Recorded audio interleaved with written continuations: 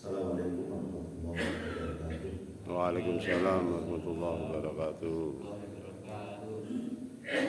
Alhamdulillah, alhamdulillahilladzi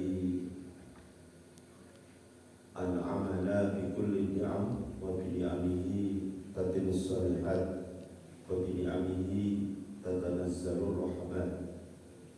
Alhamdulillahilladzi ahyana ba'dama amatana wa ilaihin nusyur.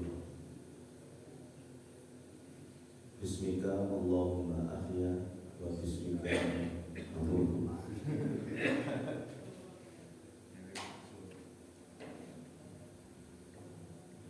Hati-hati yang sendiri.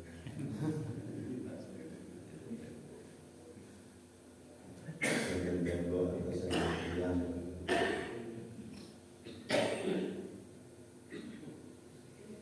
Ibu bapak jamaah salat subuh Masjid Darussalam, mudah-mudahan senantiasa dijaga, dilindungi oleh Allah.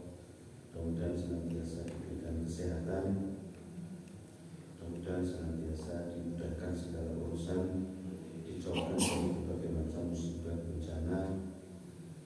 Mudah-mudahan senantiasa juga bisa istiqomah di jalan Allah Subhanahu wa Ta'ala. Dan kalau Allah mencabut nyawa kita, mudah-mudahan kita sedang beramal soleh ibadah, mudah-mudahan husnul khatimah, dan mudah-mudahan insya Allah kita nanti akan dikumpulkan bersama-sama di surga Allah. Amin ya rabbal alamin. Konsistensi iman dan amal soleh kunci hidup thayyibah, hayatan thayyibah, hidup yang baik, hidup yang bahagia. Kita ada di ujung atau di akhir bulan tahun 2022 Desember, dan insya Allah tinggal dua pekan lagi, 11 hari lagi ya. 12 kita akan meninggalkan tahun 2022.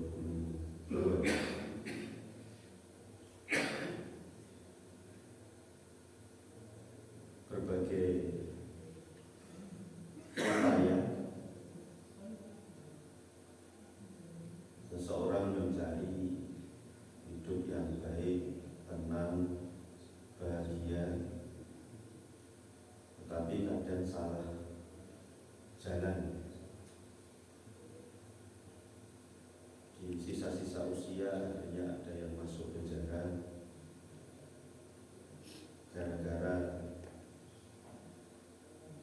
terlalu rakus terhadap harta, akhirnya kemudian korupsi karena dianggapnya harta itu bisa menjadikan bahagia, hidup enak, nyaman. Akhirnya meskipun kaya, sudah miliaran uangnya, tapi karena rakus harta akhirnya korupsi dan ketangkep KPK dan akhirnya masuk penjara. Dan biasanya di penjara nggak lama karena orang-orang seperti ini rawan dan rentan sakit, akhirnya kemudian stres, depresi, jantung, terus mati. Harta itu, uang itu, banyaknya fasilitas dunia berupa uang, perhiasan, dan macam-macam mobil, rumah itu menyenangkan. Semua orang senang kalau punya harta banyak, tetapi tidak bisa menjamin orang itu bisa bahagia. Orang bahagia itu pasti senang, tetapi orang senang belum tentu bahagia. Banyak orang kaya tidak bisa setenang dan senyaman jenengan. Banyak orang kaya, banyak uang, tapi stres. Kurang apanya, konglomerat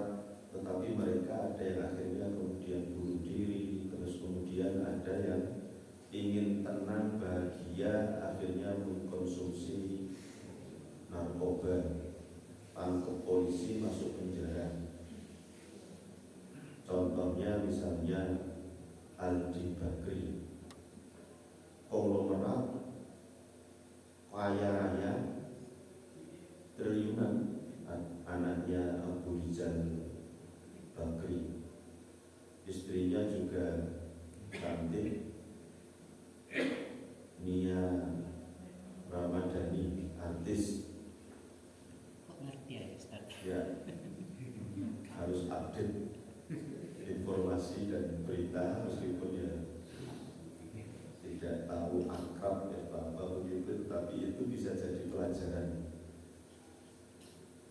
Ketika Aldi dan Nia ini diajukan di pengadilan, itu majelis hakim tanya, Mas Aldi, Mbak Nia, sampean kenapa kok mengkonsumsi narkoba? Jawabannya sama, saya stres, depresi, tuntutan pekerjaan, tuntutan hidup. Padahal ya jangan tahu sendiri lah. Akhirnya karena salah jalan, salah teman. Ketika stres, depresi, menurut temannya itu bisa fly itu lupa untuk sementara masalah dan problem yang dihadapi dengan konsumsi narkoba, dan akhirnya kemudian ketangkep polisi dan masuk penjara, meskipun di penjara tidak lama karena mengajukan untuk rehabilitasi, dan di rehabilitasi juga tidak lama, akhirnya kemudian dua-duanya dibebaskan karena orang kaya mudah sekali untuk keluar penjara dan mengkondisikan kondisi yang ada. Ini sekedar contoh betapa banyak uang, banyak harta, suami ganteng, istri cantik itu juga tidak menjamin orang bahagia. Senang iya, tapi bahagia belum tentu. Maka semakin kesini tolong untuk kita harus hati-hati. Al-Quran sudah memberikan solusi sebenarnya di surat An-Nahl ayat 97. Man amila sholihan min dzakarin aw untha wa huwa mu'minun falanuhyiyannahu hayatan thayyibah wa lanajziyannahum ajrahum bi ahsani ma kanu ya'malun. Barang siapa berbuat baik, beramal soleh, baik laki-laki ataupun perempuan, dalam keadaan beriman, iman dan amal soleh, maka pasti akan kami berikan kepadanya kehidupan yang baik, hayatan thayyibah, dan akan kami beri balasan dengan pahala yang jauh lebih baik dari apa yang telah mereka kerjakan.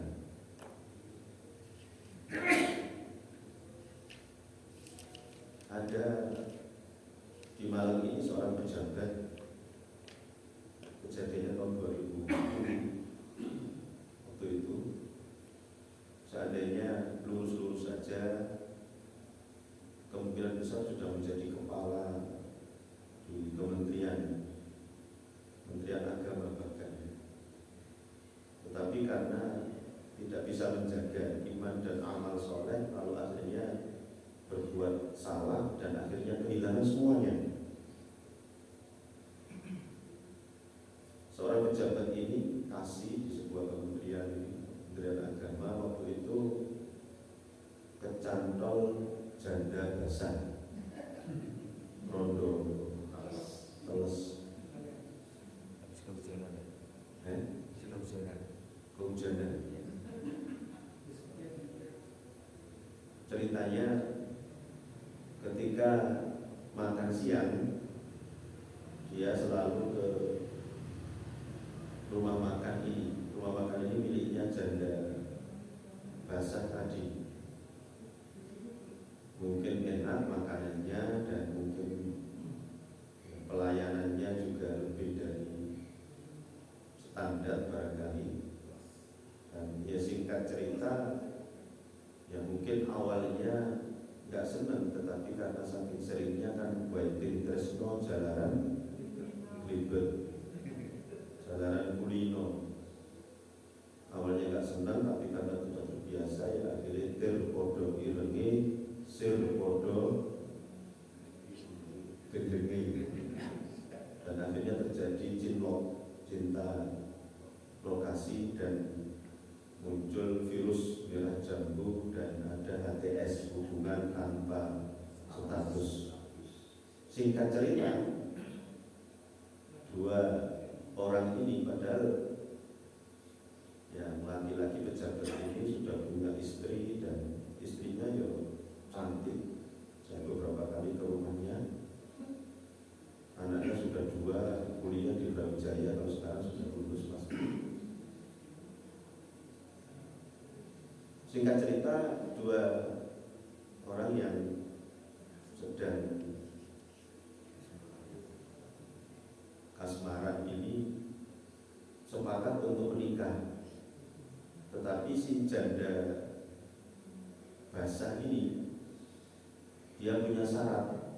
Saya mau menikah dengan sampean dengan syarat sampean harus menceraikan istri sampean. Ya, the love is blind. Cinta itu buta. Tai kucing rasa stroberi. Dan singkat cerita akhirnya kemudian diceraikan. Ketika dia melakukan ini semuanya, ya Kementerian Agama tempat dia bekerja mau nggak mau ya harus bertindak cepat, karena kalau tidak disikapi dengan cepat ini akan dipecat dengan tidak hormat. Akhirnya kemudian Pak Kepala waktu itu harus segera diproses pensiun dini. Pensiun dini turun, yang bersangkutan keluar dari pegawai negeri, padahal sudah jadi kasih waktu itu ya. Dan akhirnya nikah siri. Kejadian ini sebelum waktu itu tahun 2010 saya ditugaskan untuk jadi ketua kloter TPHI. Saya berangkat haji. Ketika saya pulang itu saya sudah mendengar yang bersangkutan ini cerai, bubar, hingga ada 1,5 bulan kalau nggak salah cuma. Dengan memang si janda basah ini cuma mengincar hartanya. Ada uang abang disayang, tidak ada uang abang ditendang. Dan singkat cerita, ya akhirnya menderita dan merana. Mau kembali ke mantan istrinya nggak mungkin, ke janda basah ini sudah ditendang, dan akhirnya kemudian mau nggak mau juga harus meninggalkan Malang. Terlunta-lunta, terkatung-katung. Rumah sudah nggak punya, istri sudah nggak punya, anak juga ikut istrinya, ibunya. Pekerjaan juga sudah hilang dan menderita. Ini ya bisa jadi pelajaran ya, terutama untuk para suami, para bapak-bapak ini sudah mulai mungkin mapan secara keuangan, mapan secara finansial, ojo macam-macam. Kalau nggak ingin amburadul dan berantakan. Contohnya sudah jelas ada, dan ini kejadian nyata. Maka di akhir usia Allah sudah memberikan jawaban di sini. Kalau ingin hidup bahagia, iman dan amal soleh terus dijaga. Kita hanya tinggal hitungan hari, bulan, dan tahun. Mohon maaf yang tua jangan tersinggung ya. Faktanya memang secara matematika itu yang mati itu yang tua duluan. Tetapi masalah kematian belum tentu. Masalah kematian belum tentu yang tua mati dulu, yang sakit-sakitan mati dulu, belum tentu. Banyak yang muda lebih dulu mati, yang sehat juga lebih dulu mati. Intinya, kalau ingin hidup tenang, hidup bahagia, itu Al-Quran sudah memberikan jawaban ini. Iman dan amal soleh terus dijaga, konsisten. Allah sudah menjamin ini semuanya. Jangan neko-neko, lurus-lurus saja. Kalau masih kerja, rumah, kantor, masjid, selesai. Rumah, kantor, masjid. Kalau sudah pensiun, ya sudah rumah, masjid, insya Allah aman. Terus gak usah macam-macam ingin main ke biliar, ke karaoke, ke nightclub, ke dunia dugem-dugem gitu. Nanti akan nggak seneng dan ya nggak bahagia, seneng mungkin ya. Nggak perlu pakai golf itu yang di kayak di area gitu. Saya pernah ngisi khutbah nikah di Taman Indi, itu kan sampingnya golf itu ya, apa namanya itu, tempat untuk golf gitu ya. Itu rata-rata memang orang kaya gitu ya, dan agak sepuh-sepuh, rambutnya sudah putih semua, tetapi dikelilingi oleh caddy, tahu caddy ya? Yang ngambilin bola dan bawakan sticknya itu ada 4 atau 5 caddy. Nah, nggak ada caddy itu yang seumuran Mak Lampir gitu, nggak ada. Dan pakaiannya juga nggak ada yang jilbaban, terus pakai gamis gitu, nggak ada. Nggak ada kan? Caddy yang pakai gamis, keserimpet, ya pakai jilbab besar gitu, nggak ada. Pakaiannya kayak gitu. Kok tahu kakinya mau kelihatan dari jauh. Saya isi khutbah nikah di Taman Indi itu kelihatan sekali. Astagfirullah. Maka nggak salah kalau kemudian pada akhirnya ada yang menawarkan plus. Awalnya mungkin diajak makan, menemani makan, lama-lama ya itu tadi plus itu. Nah, ini yang perlu untuk dijaga karena kita di akhir tahun kita akan memasuki tahun baru. Jangan sampai salah jalan, jangan sampai salah melangkah. Yang mestinya itu semakin tambah usia, semakin tua begini ya kita itu semakin rajin ibadah, rajin amal soleh. Kalau bisa ya di masjid aja, pulang-pulang makan, subuh begini di masjid sampai nanti suruh sholat suruh. Terus kalau ada sarapan ya alhamdulillah, kalau nggak ada gitu ya pulang sarapan, terus ke masjid lagi, pulang sampai zuhur, pulang makan, terus itu ke masjid lagi sampai asar, pulang habis sholat maghrib atau habis sholat isya, pulang makan gitu. Itu doa aja. So masing masak no, jadi dengan tugaskan sendiri atau nyari sendiri gitu. Jadi kadang-kadang itu ya Allah, jangan neko-neko gitu, jangan macam-macam gitu, jangan menuruti hawa nafsu apalagi sudah begini gitu. Saya pernah ditangisi, saya pernah nyampaikan kepada panjenengan, ibu-ibu umur 60 tahun itu datang ke rumah, datang ke kantor, nangis. Ya awalnya saya cuma bisa nasihati saja gitu ya. Tapi karena beberapa kali telepon datang itu saya gak tega. Jadi saya datangi ke rumahnya. Suaminya itu sudah umur 65 tahun. kecantol ABG umur 17 tahun. Saya datangi ke rumahnya, saya ajak diskusi panjang lebar gitu ya. Karena rumahnya itu tidak jauh dari sini, saya khawatir nanti ada yang ketularan. Saya ajak diskusi macam-macam, saya pendekatan persuasif aja gitu. Saya tanya, jenengan usia berapa Pak? 65 tahun. Ah, 65 tahun itu tinggal nunggu azan maghrib gitu. Mungkin belum azan sudah maghrib, gimana? Mungkin belum azan sudah game over. Saya tanya gitu, jenengan kok bisa gitu cantol ABG umur 17 tahun itu ketemunya di mana gitu. Katanya di Facebook atau di WA gitu. Dumai, dunia maya. Akhirnya kemudian ke dunia nyata.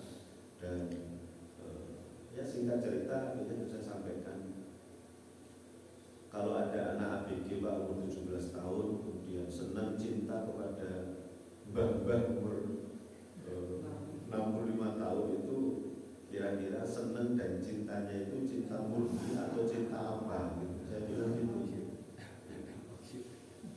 Dan panjang lebar sampai jam 12 malam waktu itu. Ya singkat cerita, beberapa minggu setelah itu saya ketemu dengan beliau di masjid sholat jamaah itu. Saya tanya waktu itu, tanya kesehatannya gimana Pak. Ternyata jawabannya langsung ke itu, alhamdulillah Pak, saya sekarang sudah putus hubungan dengan dia. Betul dengan habis dan harta saya diporong, dirok, minta iPhone, minta laptop, minta perhiasan, gelang, kalung, cincin, macam-macam gitu. Akhirnya dia menyadari itu semuanya dan alhamdulillah setelah itu sudah tidak pernah telepon, tidak pernah datang ke rumah, tidak pernah apa gitu. Sudah akur lagi gitu. Kembali ke laptop. Nah, ini beberapa kasus di Malang ya, dan kalau kasus di dunia luar insya Allah ya jauh lebih banyak lagi. Maka Bapak Ibu kita yang sudah beranjak mendekati kematian ini, mari kita jaga iman dan amal soleh. Dan kalau tadi di sini disebutkan di surat An-Nahl ayat 97, barang siapa beramal soleh mengerjakan kebaikan laki-laki ataupun perempuan dalam keadaan beriman, pasti akan kami berikan, kalau di sini bahasanya kan hayatan thayyibah.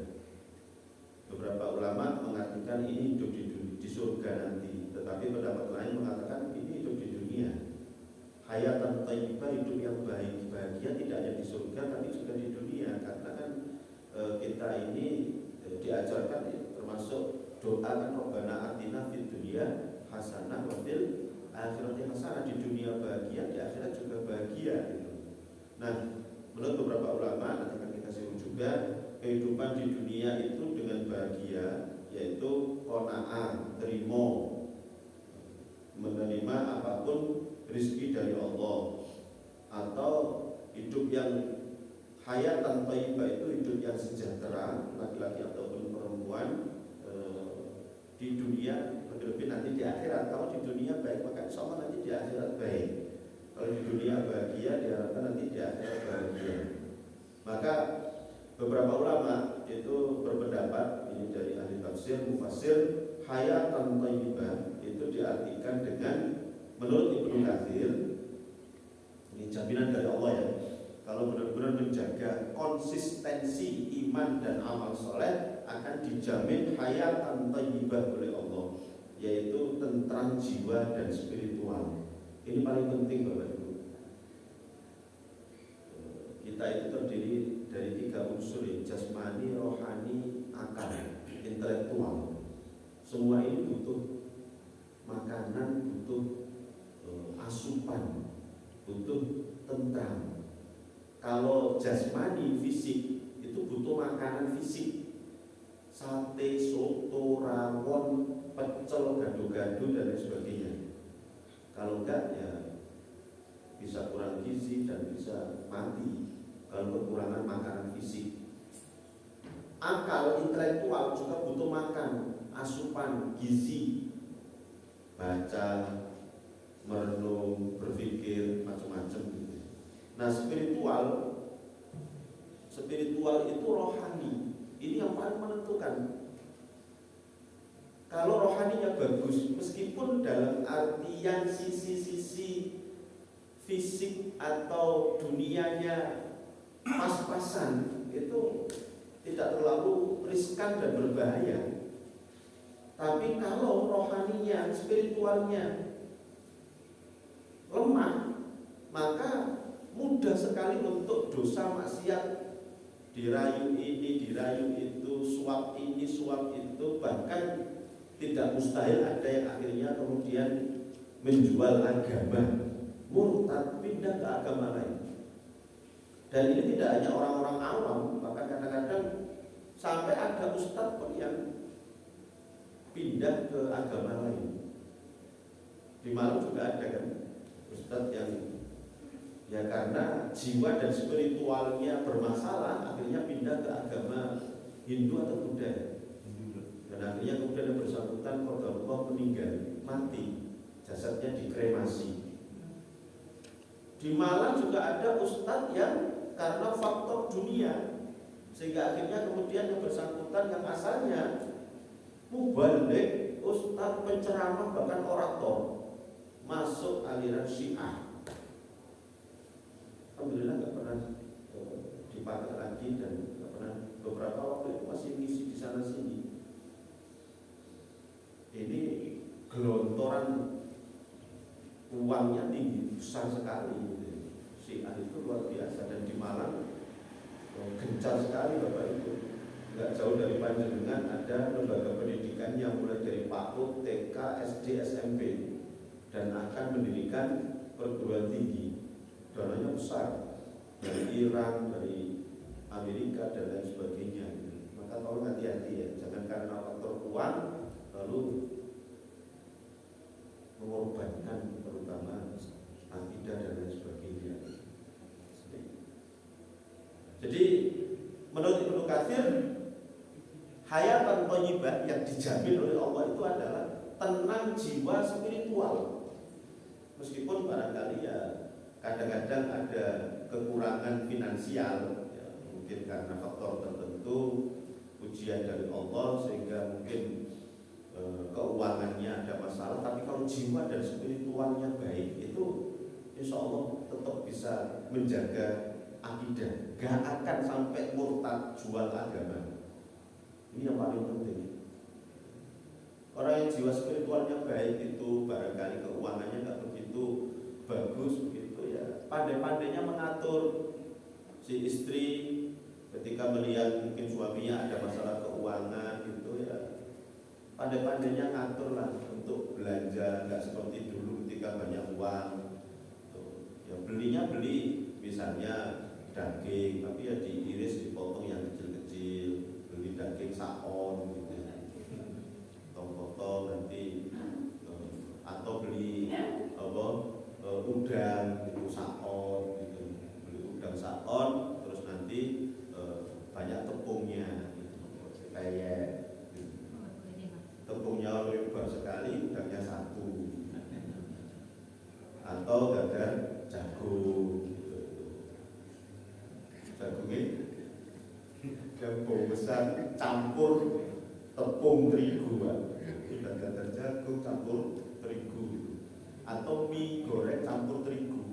Dulu saya ketika kuliah itu karena ya mirip gitu, itu mie goreng itu, atau mie godok banyak terigu, lumayan untuk sarapan itu sudah kenyang. Nah, jadi pandai-pandai bisa ngatur seperti itu. Jadi ini jaminan dari Allah ya. Kemudian Ibnu Abbas itu menjelaskan bahwa yang dimaksud dengan hayatan thayyibah yang di ayat tadi surat An-Nahl tadi, barang siapa benar-benar beramal soleh dan beriman, akan kami jamin hidupnya akan hayatan thayyibah, tenang bahagia di dunia dan lebih nanti di akhirat. Nah, di dunia menurut Ibnu Abbas itu dijamin hidupnya sejahtera bahagia dengan rezeki yang halal dan thayyibah, halal dan baik. Ini penting Bapak Ibu. Kalau orang itu benar-benar menjaga iman dan amal soleh, rezekinya itu dijamin, dijaga oleh Allah, nggak akan nyerempet yang haram. Ketika agak nyerempet yang haram itu dijaga, diarahkan balik yang halal. Jangankan mungkin jenengan saya saja ini yang tidak punya jabatan apa-apa itu ya pernah beberapa kali didatangi untuk kalau seandainya saya mau gitu ya insya Allah saya bisa kaya. Dalam hal ada seorang yang datang dan belum memenuhi syarat secara agama dan syarat secara negara, tapi yang bersangkutan jenengan mau berapa, ini ada cek kosong, tulis saja di situ. Yang penting bisa meloloskan bapak ini bisa menikah dengan ibu ini. Padahal ibu ini belum selesai masa iddah. Ini ada cek kosong. Pernah juga ada yang datang ke rumah bawa uang banyak sekali, minta untuk dinikahkan cewek sama cowok, nikah siri. Alasannya biar gak zina. Tapi bagaimanapun nikah siri kan ada aturan secara agama. Bapak jenengan, bapak sampean setuju gitu. Nah itulah masalahnya di situ, Pak. Gak setuju gitu. Makanya kemudian saya minta dinikahkan oleh Ustaz Mubalik rezekinya dengan bahasa nikah siri. Ya saya nggak mau karena bagaimanapun secara agama waktu itu sebelum jadi ASN itu PNS itu pernah didatangi seperti itu. Saya mau bantu sampean dengan syarat ayo ke bapaknya sampean, nanti bapaknya sampean wakil ke saya. Kalau seandainya seperti itu saya bisa menikahkan bapak, Pak. Memang bapak saya nggak setuju. Ya sudah kalau gitu, nggak ada jalan lain kecuali sampean harus bersabar. Nah seperti gitu-gitu itu luar biasa. Gitu. Nah ini menurut Ibnu Abbas. Menurut Imam Ali bin Abi Thalib, hayatan thayyibah itu kehidupan yang qanaah. Nerimo ing pandum pemberian Allah Subhanahu wa taala. Bapak Ibu, saya tadi kan nyampaikan seandainya si bapak yang pejabat tadi qanaah, nerimo, ya enggak akan terjadi yang seperti itu. Maksud saya nerimo bahwa Allah sudah memberikan istri yang sah. Ya mungkin saya tadi kan menyebutkan istrinya itu cantik sebenarnya. Saya nggak tahu janda basah tadi seperti apa, tapi informasinya katanya memang penampilannya kayak ya kayak gitu-gitu itu sehingga akhirnya menarik gitu. Sementara istrinya kadang-kadang ya karena memang sudah seusia itu di rumah ya dasteran, ya bau angus, bau macam-macam kadang-kadang. Nanti makanya para istri, para ibu gitu ya, tolong di rumah itu yang pinter masak gitu ya. Selain pinter masak, itu pinter masak gitu. Suami ini ojo disuguhi daster kalau bolong-bolong, bau terasi gitu. Nah, jadi kalau suami sudah pulang itu jenengan langsung masak sing wayu gitu. Jadi suami jenengan itu nggak akan berpaling ke lain hati gitu. Itu diantaranya. Pak, tergantung iman dan ketakwaannya Pak, meskipun nggak macak-macak begitu ya, insya Allah nggak neko-neko. Iya betul sebenarnya. Apalagi suami yang baik soleh gitu, ketika melihat istrinya sudah inilah pilihan Allah, inilah yang dihalalkan Allah. Saya berkali-kali nyampaikan kalau orang baik itu, orang soleh itu kan memandang suami atau istri ganteng atau cantik itu kan faktor lampu. Kalau lampu dimatikan, ganteng cantik itu sama, gitu, sama. Putih atau hitam gitu. Kalau orang baik itu memandangnya faktor lampu. Gitu. Kalau lampu dimatikan, meskipun istri itu hitam gitu misalnya, terus suami itu ya agak begitu ganteng itu, insya Allah sama gitu. Yang membedakan itu kan cuma casing aja gitu. Nah jadi nerimo. Kalau saja seandainya orang-orang yang korupsi dan rata-rata yang koruptor yang ketangkep itu kan orang sudah kaya-kaya semua, miliarder. Tapi apa? Karena tidak qanaah, nggak terima, akhirnya kemudian pengen kaya lagi, dan dianggap itu bisa memberikan kebahagiaan, akhirnya kemudian masuk penjara, mati. Nah ini yang perlu untuk kita ambil. Tolong di akhir usia ini kita jaga konsistensi keimanan kita dan amal soleh kita. Baik, ada beberapa cara untuk kita bisa meraih hayatan thayyibah. Yang pertama tadi jelas ya, iman dan amal soleh, terutama membenarkan akidah ini. Akidah harus benar, kuat, dan ini kita amalkan dalam kehidupan sehari-hari. Iman dan amal soleh diantaranya adalah kekuatan akidah. Ini harus kita jaga terus. Kalau orang itu akidahnya kuat, gak mungkin disuap berapapun seperti Rasulullah. Ketika Rasulullah berdakwah, itu banyak orang kafir kan ingin untuk menghentikan dakwah Rasulullah. Tawaran-tawaran banyak sekali. Satu kali kemudian ada orang kafir yang datang, Muhammad, kalau kamu ingin jadi orang paling kaya seluruh Arab, kami akan kumpulkan semua kekayaan orang Arab, kami berikan kepadamu, kamu jadi orang paling kaya. Syaratnya satu, meninggalkan dakwah Islam. Tidak, ditolak. Masya Allah. Jadi orang paling kaya gak usah capek-capek, gak usah mengeluarkan banyak keringat, tapi gak mau. Datang lagi, Muhammad, kalau kamu ingin jadi raja Arab, kami semuanya akan aklamasi mengangkat kamu jadi raja Arab dengan syarat berhenti menyebarkan Islam. Ditolak. Datang lagi, Muhammad, kalau kamu pengen istri yang paling cantik seluruh Arab, bayangkan itu, Miss apa namanya, Miss Arab, gitu, Missnya Arab gitu. Kami akan carikan dan kami akan nikahkan kamu dengan dia, bisa bersenang-senang dengan dia seumur hidup. Tapi dengan syarat tinggalkan menyebarkan Islam.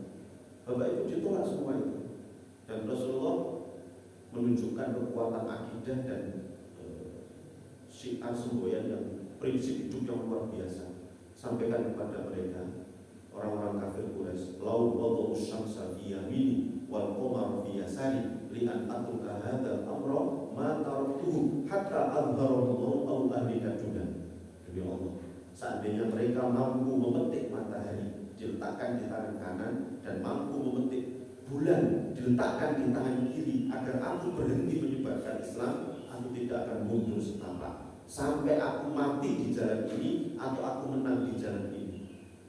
Masya Allah, luar biasa. Dan Rasulullah tidak berarti kemudian beliau miskin. Kita semuanya tahu Rasulullah itu kan miliarder, kaya. Hayatan thayyibah dunia akhirat, Rasulullah itu kaya raya. Rasulullah itu kan usia 25 tahun sudah bisa menikah dengan Khadijah, dengan semua uangnya, hartanya sendiri. Mas kawin saja Rasulullah itu adalah 100 ekor unta. Itu kalau diuangkan, satu ekor unta harganya 30 juta kali 100, 3 miliar. Mas kawin tok itu. Betul. Bu, dulu berapa Bu mas kawinnya Bu? Perangkat alat sholat. Uang rata-rata yang usia gini tuh, mas kawinnya uang 5.000, 10.000. Kalau nggak percaya lihat aja di buku nikah. Gitu. Saya sering melihat buku nikah, kalau selalu fotokopi buku nikah bapak ibunya. Kalau anak perempuan anak pertama, itu kalau anak pertama perempuan itu syaratnya harus fotokopi buku nikah bapak ibu, gitu. Karena dari situ bisa kelacak nikahnya tanggal sekian, bulan sekian, tahun sekian, jarak dengan anaknya ini lahirnya berapa bulan. Kalau ada kurang dari 6 bulan itu ada masalah, kita hubungi. Dengan dulu sudah hamil ya. Akhirnya walinya wali hakim. Bapaknya nggak bisa jadi wali. Itu diantaranya. Nah dari situ udah ketahuan ya Allah, ada di buku nikahnya mas kawinnya 5.000, ada yang 10.000. Seperangkat alat sholat, nggak tahu seperangkat alat sholat itu sajadahnya, rukun mukenanya masih ada apa enggak itu, yang pasti sudah hancur kayaknya. Ini Rasulullah miliarder, mas kawin kok seperti itu, dan saya yakin Rasulullah masih punya banyak simpanan tabungan. Itu baru mas kawin 3 miliar, belum tetel, terus undi-undi, roti buaya, baju sak pengader, alat mandi, tas, sepatu, macam-macam dan lain sebagainya. Apalagi setelah Rasulullah merger meningkat dengan Khadijah itu konglomerat kaya raya gitu. Maka jangan abaikan rajin ke masjid sudah belum, tapi kemudian hidupnya kok miskin dan sebagainya. Itu mesti ada sesuatu yang salah. Rasulullah, para sahabat, Utsman bin Affan itu kan seorang luar biasa. Sampai hari ini itu beliau masih punya rekening di bank. Mulai dari kebun kurma sampai hotel itu dikembangkan, itu luar biasa kan. Hotel Funduk Utsman bin Affan itu di Makkah menghasilkan uang yang sampai hari ini terus pahalanya mengalir. Subhanallah, luar biasa. Yang kedua, agar hayatan thayyibah itu memahami tujuan hidup dan melaksanakannya, bahwa itu kita ini diciptakan oleh Allah, kita ini diciptakan untuk ibadah, bukan untuk bersenang-senang. Boleh bersenang, tapi kalau yang syar'i, yang islami. Kalau hanya makan, minum, kawin, maka nggak ada bedanya dengan monyet, nggak ada bedanya dengan bedes, wedus, sapi. Bedes, wedus itu kerjaannya cuma makan, minum, kawin, makan, minum, kawin. Bahkan bedes, wedus itu, ayam pitik itu gak peduli itu istrinya atau suaminya siapa, istrinya siapa, gak peduli. Ketemu di jalan tabrak saja. Karena prinsipnya itu pokoknya syahwat. Nah, kalau kemudian ada manusia yang seperti ini, maka ya nggak ada bedanya, bahkan lebih sesat. Makanya kan Al-Quran menyebutkan ulaika kal an'am bal hum adall. Yang manusia seperti itu lebih sesat daripada binatang.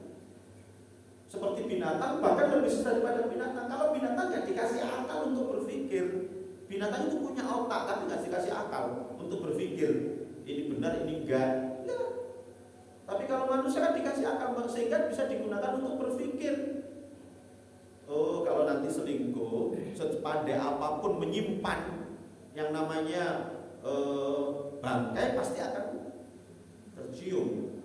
Selingkuh mungkin sebulan, 2 bulan, 3 bulan enggak ketahuan, tapi lama-lama pasti akan ketahuan. Dengan cara apa? Allah yang Maha tahu.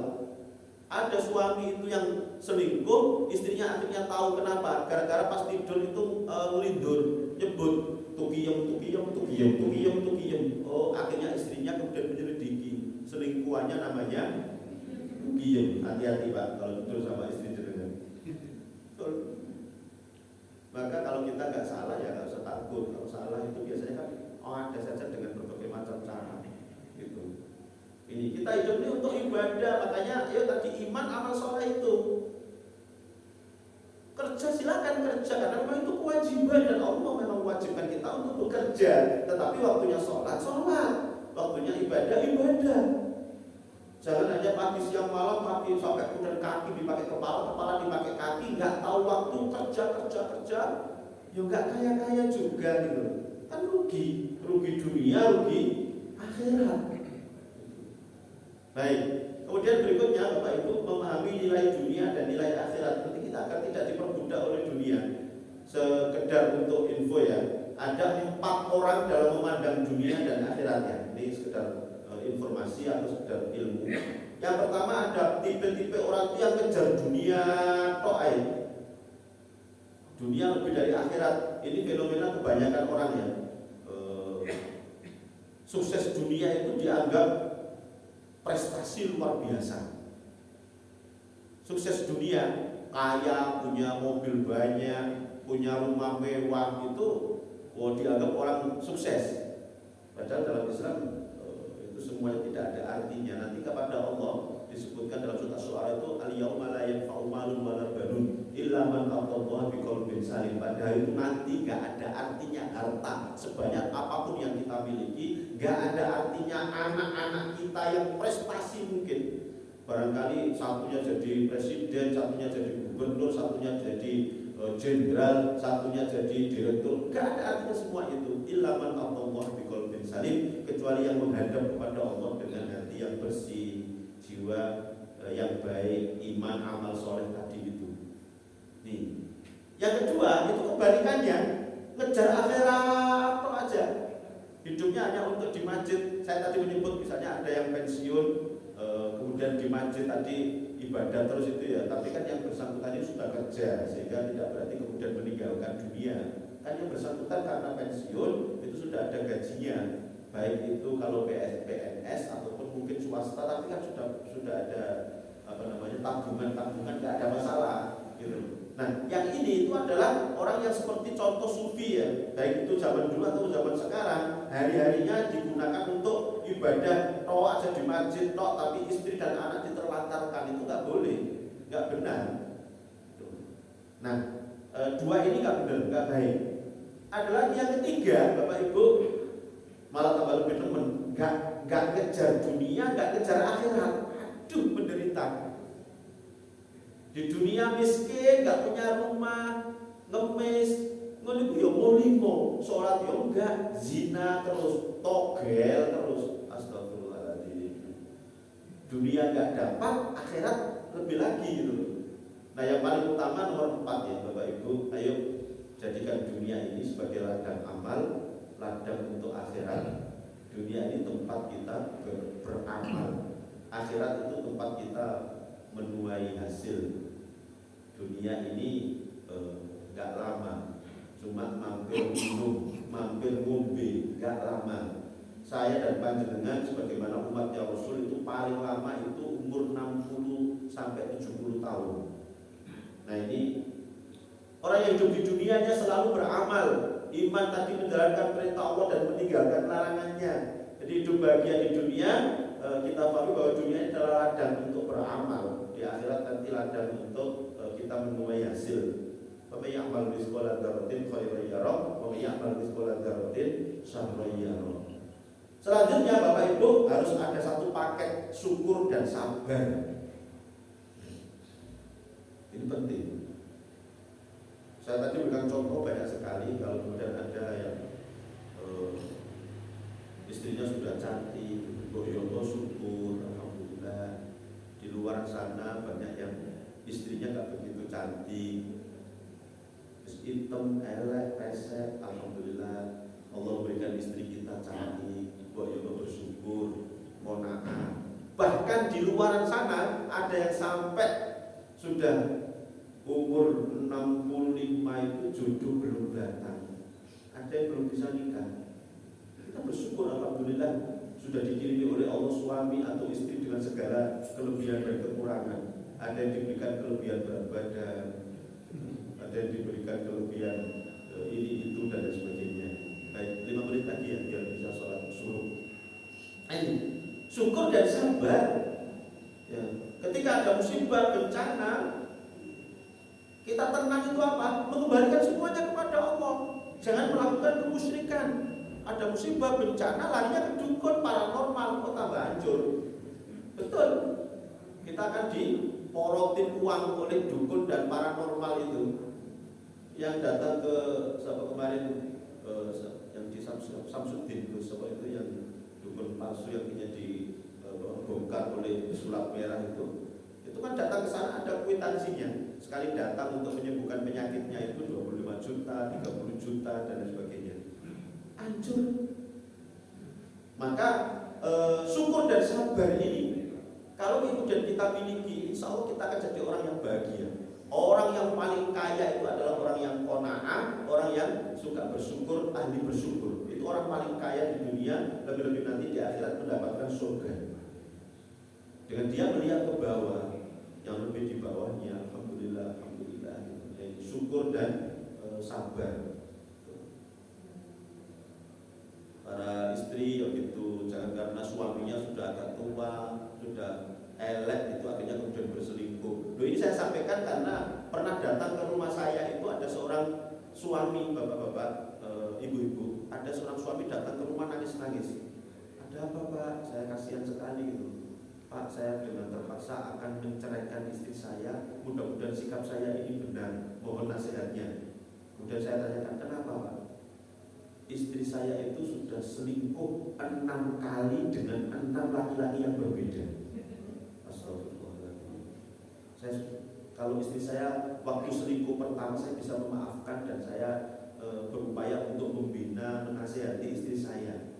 Begitu pula yang kedua, yang ketiga. Sekarang saya sudah nggak kuat Pak, maka saya akan menceraikan istri saya. Saya hanya bilang monggo itu haknya panjenengan. Akhirnya kemudian menceraikan istrinya dan kemudian yang bersangkutan sudah menikah. Tolong para suami, para istri, kona'alah dengan pemberian dari Allah. Ya Bu, istri jenengan, suami jenengan, barangkali jenengan sudah lebih gak seperti pengantin baru dulu, wis tuwa, wis tambah lumpuh, elek itu, tolonglah terima ya. Suami jenengan itu anugerah terindah dari Allah yang tidak bisa dibayangkan, tidak tergantikan, gak bisa diganti uang berapapun. Kalau nggak percaya saya tanya ke ibu-ibu, Bu, seandainya suami jenengan ada yang membeli 1 miliar, apa jenengan lepas Bu? Bu, ada, ya Allah Bu, matre, istri matre. Saya tanyanya ke ibu-ibu, bukan ke bapak. Kalau bapak biasanya lepas Pak, berarti bisa tukar langgan. Kalau ibu-ibu jawab 1 miliar masih lumayan Pak. Betul, saya pernah nyampaikan seperti itu juga di daerah Tembalangan itu. Pas halal bihalal itu ngajak bersyukur, temanya kan syukur gitu. Alhamdulillah diantaranya itu, alhamdulillah dengan sudah dikasih Allah seorang suami dengan segala kelebihan kekurangan. Pertanyaannya sama, seandainya suami jenengan itu ada yang memberi 1 miliar, apa jenengan lepas? Itu jawabannya ada yang nyeletuk 1 ibu-ibu. Cuma 1 miliar Pak, 1 sen tak jual. Suami nanti jual 1 sen. Sungguh terlalu 1 sen. Gue lebih yang ngomong ya tau gue 1 sen yang gue kenyang, gue nawar. Kita kuatkan tawakal kita sesudah ikhtiar ya Bapak Ibu. Kita memang diwajibkan untuk usaha ikhtiar, hasilnya kita serahkan sama Allah. Dan hasil dari Allah itu yang terbaik. Kalau kita belum dikasih kaya seperti para konglomerat, itu karena memang Allah Maha tahu. Kalau seandainya kita dikasih kaya, itu mungkin kita nggak akan hadir di majelis seperti ini, sibuk dengan kekayaan. Habis maghrib keliling komplek karena apa? Beli dapat mobil, misalnya Alphard begitu. Nggak sholat di masjid, keliling komplek tandi itu semuanya ditegurin pamer mobil. Betul. Ibu-ibu nggak pengajian, misalnya habis jam 9 atau habis asar, nggak ikut pengajian. Kenapa? Mall, gitu, shopping, gitu ya, ikut sosialita macam-macam dan sebagainya. Ujiannya banyak. Jangan dikira orang kaya itu nggak banyak ujian gitu. Makanya ya, alhamdulillah kita syukur yang ada, serahkan semuanya hasilnya kepada Allah. Inilah yang terbaik dari Allah Subhanahu Wa Taala. Karena ibarat bunga di pot ya Bapak Ibu. Bunga di pot ini harus kita siram dengan air yang pas. Kalau kurang mati. Kalau kebanyakan air ya gosong. Nah kita pun juga seperti itu gitu. Baik, kemudian memahami takdir dengan benar ya tadi ini penting ya. Jadi maksud saya takdir dengan benar itu gini. Kalau Allah sudah mentakdirkan saya kaya lah kaya, akhirnya kemudian nggak kerja, itu salah. Jadi harus kerja gitu ya. Kalau Allah sudah mentakdirkan saya nanti masuk surga, akhirnya hidupnya di rumah hidup apalagi tipe slogannya anak muda itu, muda foya-foya, tua kaya raya, mati masuk surga baik. Jadi nggak begitu caranya gitu ya.